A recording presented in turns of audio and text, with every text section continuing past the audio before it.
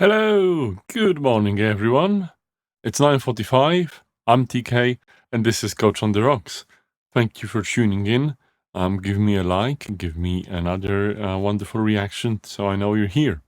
Actually, quite a few of you, after a recent episode, the one about book clubs and leadership growth, have messaged me about how difficult it is to learn and grow as leaders.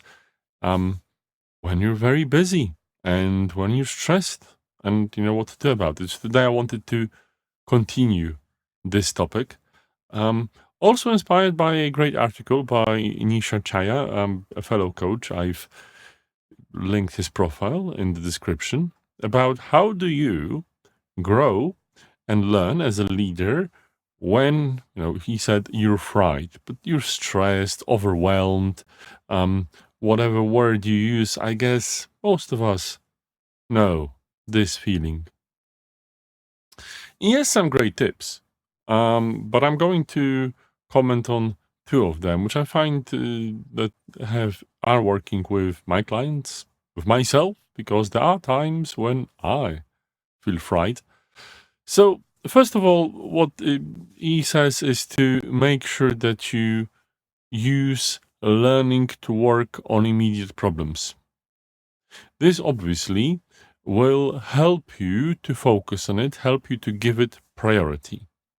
It's interesting. One of the examples that I find, and as a contractor, a freelancer before, now an entrepreneur, I have to manage my own retirement fund.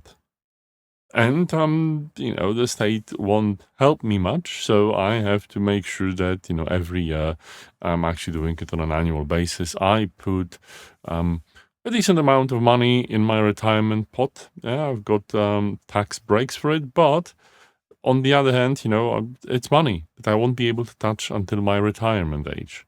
So again, I could be delaying it, and you could be delaying growth in the same way, knowing that it's not your immediate problem now. But what's important is if you tie it to something that's immediate, you will find it easier to motivate yourself to grow as a leader, to learn new things, to reflect on how you lead, and possibly to adjust it if you need to. So that definitely helps.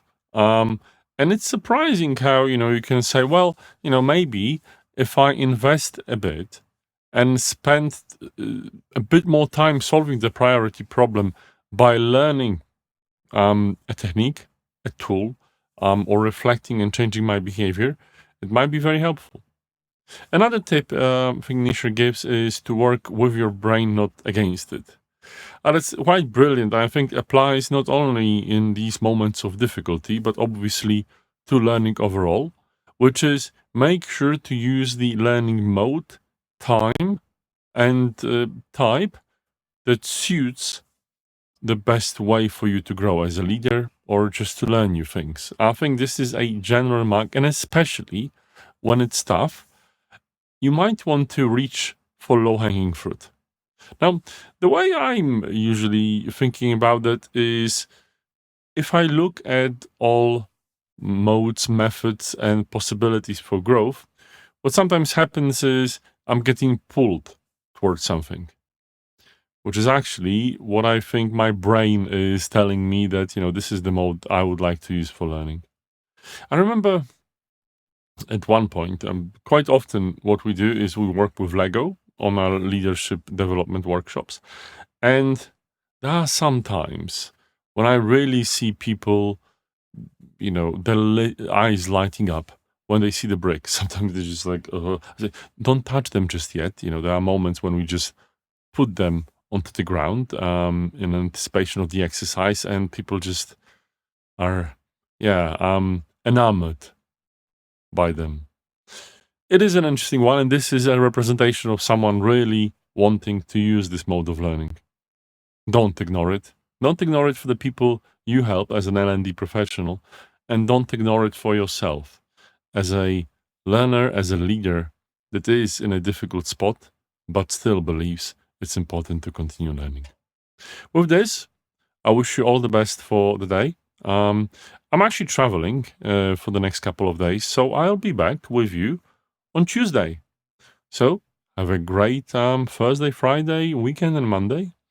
And I hope to be back, as always, on Tuesday on 9:45 with hopefully something inspirational for you. Have a great one. Bye bye.